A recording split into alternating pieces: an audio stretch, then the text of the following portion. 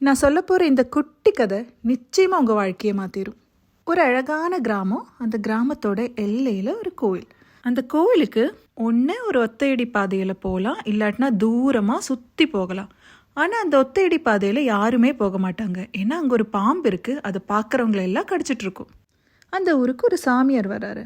அவர் கோயிலுக்கான வழி கேட்கும்போது ஊரில் இருக்கிற எல்லாரும் சொல்கிறாங்க, தூரமாக இருக்கிற வழியில் போகலாம், பக்கத்தில் இருக்கிற வழியில் போனால் பாம்பு இருக்குது, அதை கடிச்சிரும்னு. அவர் அதையெல்லாம் பொருட்படுத்தாமல் அந்த ஒத்தையடி பாதை வழியாகவே போகிறாரு. கொஞ்சம் தூரம் போனப்போ அவர் அந்த பாம்பை பார்க்குறாரு. பாம்பு இவரை பார்த்ததும் ரொம்ப நாளைக்கு அப்புறம் ஒரு மனுஷனை பார்த்த சந்தோஷத்தில் பக்கத்தில் ஓடி கேட்குது, ஐயா ஏன் இந்த வழியாக யாருமே வர்றதில்லைன்னு. அதுக்கு அவர் பாம்பை பார்த்து சொல்கிறாரு, நீயே எல்லாரையும் கடிக்கிற, நீ மற்றவங்களை கடிக்கிறத நிறுத்தினா இந்த ஊர் மக்கள் சகஜமாக இந்த வழியில் நடக்க ஆரம்பிச்சிருவாங்க அப்படின்னு சொல்லிட்டு அவர் கோவிலுக்கு கிளம்பிடுறாரு. கொஞ்ச நாள் கழித்து அவர் மறுபடியும் அந்த ஊருக்கு வரும்போது அந்த ஒத்தடி பாதையில் நிறைய பேர் நடக்கிறாங்க.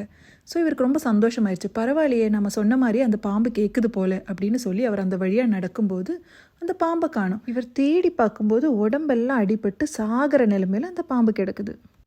அவர் பக்கத்தில் போய் என்னப்பா ஆச்சு உனக்குன்னு கேட்டால், நீங்கள் சொன்ன மாதிரி தான் நான் நடந்துக்கிட்டேன், ஆனால் என்னை பார்த்தாலே எல்லாரும் கல் எடுத்து அடிக்கிறாங்க, இல்லாட்டினா குச்சி வச்சு அடிக்கிறாங்க, அதனாலேயே நான் இப்போது சாகிற நிலைமைக்கு வந்துட்டேன் அப்படின்னு சங்கடத்தோடு சொல்லுது. அதுக்கு அந்த சாமி சொன்னாரா, உன்னை யாரையுமே நான் கடிக்க வேண்டான்னு தான் சொன்னேன், சீர வேண்டான்னு சொல்லவே இல்லையே.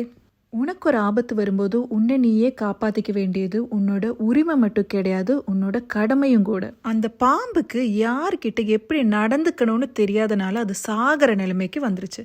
நம்மள பலரை கூட நம்ம பாவமாக இருந்தால் அவன்கிட்ட போய் என்ன வேணா எப்படி வேணா சொல்லலாம் அப்படின்னு தானே நினைக்கிறாங்க. வாங்க பேசலாம். இது உங்களுக்கான இடம் பெண் பேச்சு.